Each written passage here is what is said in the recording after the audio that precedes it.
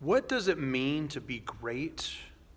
How do you define greatness? How do I define greatness? The scripture text this week is from Mark chapter 10, starting in verse 35. It's a really odd, peculiar text, like a lot of the texts in Mark are. See, Jesus' disciples are fighting over who's the greatest and who's going to be Jesus' like number one and number two picks, essentially. And James and John, who are two of his disciples, come to Jesus and ask him this question. They say, Rabbi, we want you to do for us whatever we ask of you. That's pretty audacious. There's a lot of ego at work, obviously, in these two guys. And Jesus responds back to them, well, what would you like me to do? And they say, well, we'd like to be on your left and on your right, basically your number one and number two person. And Jesus goes, I can't do that. And it's not that I don't have the power to grant that.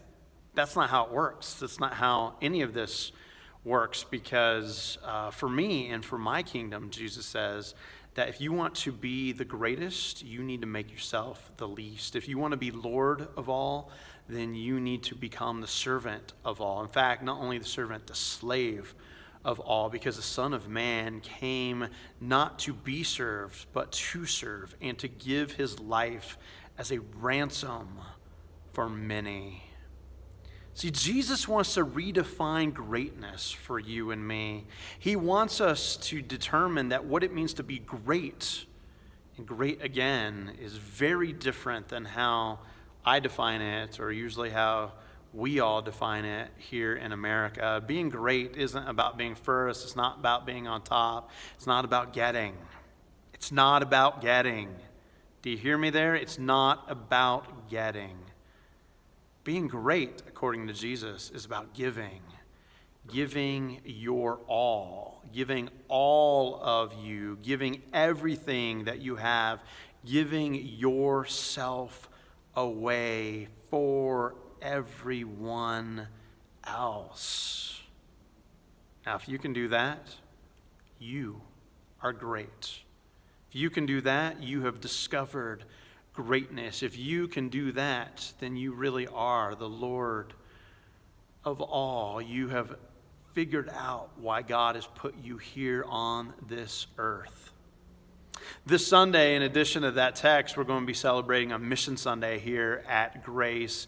And our Mission Sunday this year is a food drive. And we have three steps for you to participate in that food drive this year.